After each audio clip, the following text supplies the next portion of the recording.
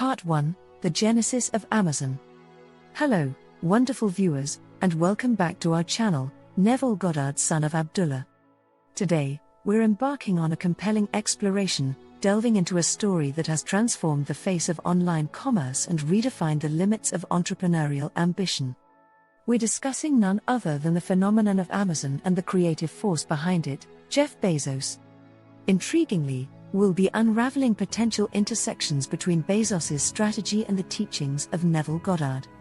Let's dive into this remarkable journey together. Our story begins in the year 1994. Jeff Bezos, at that point, a vice president at D.E. Shaw & Company, was on a career trajectory that many would aspire to. Yet, he did something that left his colleagues and friends baffled. He resigned from his comfortable job and embarked on a cross-country journey to Seattle, scribbling down a business plan along the way for what would eventually bloom into Amazon. Why did he take such a drastic step, you ask? Bezos held steadfast in his belief in what he termed as the regret minimization framework. This was an approach of projecting himself into the future, then looking back on his life, trying to minimize the potential regrets. Now, does that ring a bell for you, followers of Neville's teachings? Indeed, this is strikingly similar to one of Neville Goddard's fundamental principles. Neville teaches us to assume the feeling of your wish fulfilled and observe the route that your attention follows. In its essence, Bezos manifested his future by embracing the feeling of the success he desired, even before it was materially present. However, Bezos didn't stop at just imagining his vision. He immersed himself wholeheartedly in the mission to bring it to life. Picture this: Bezos started Amazon in his garage, with a small team of dedicated employees. They packed orders themselves, and Bezos personally drove these packages to the post office in his 1987 Chevy Blazer. This scenario is an extraordinary embodiment of a person living in the end result of their desire, precisely as Neville advised. What's fascinating is that despite operating out of a garage, Bezos never saw Amazon as a small business. From day one, he envisioned it as the giant that it has become today. He used to hold meetings with an empty chair, representing the customer, serving as a constant reminder of his vision. Neville Goddard, in his teachings, urges us to believe in the reality of our imaginal acts. He guides us to live as though the end were fulfilled, thus molding the world around us to match our expectations. Bezos, with his unyielding vision for Amazon, seems to have unconsciously aligned with this fundamental premise of Neville's teachings. Part 2, The Growth and Expansion of Amazon. Welcome back to our discussion on the Amazon phenomenon, where we are unfolding the incredible journey of Jeff Bezos and the potential connections with Neville Goddard's teachings. If you missed the first part, be sure to check it out before continuing with this one. As we continue our journey, let's turn our focus to Amazon's growth and expansion phase. From selling books in a garage, Amazon quickly branched out, adding CDs and DVDs to its inventory, soon becoming an everything store. This rapid diversification wasn't just a business strategy. It was a manifestation of Bezos' unwavering faith in his vision. Remember Neville's words: "The future is not ahead of you to be reached, but within you to be expressed."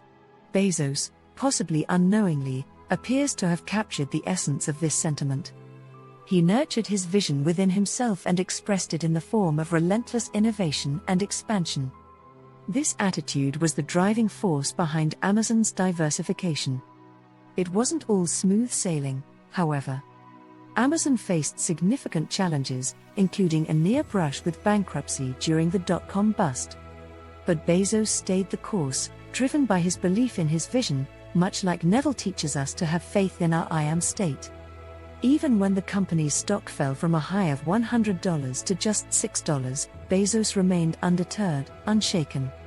This phase of Bezos' journey aligns with Neville's teaching: don't give up. If you persist in your assumption, your world will change to reflect your new belief.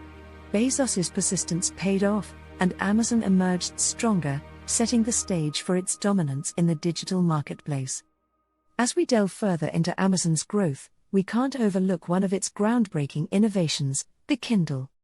Bezos believed in the shift towards digital reading and took a bold risk by investing heavily in the Kindle, despite widespread skepticism. This is a testament to Neville's teaching that the creative process begins with an idea and ends with its objective realization. Bezos had an idea, believed in it, and saw it through to its realization.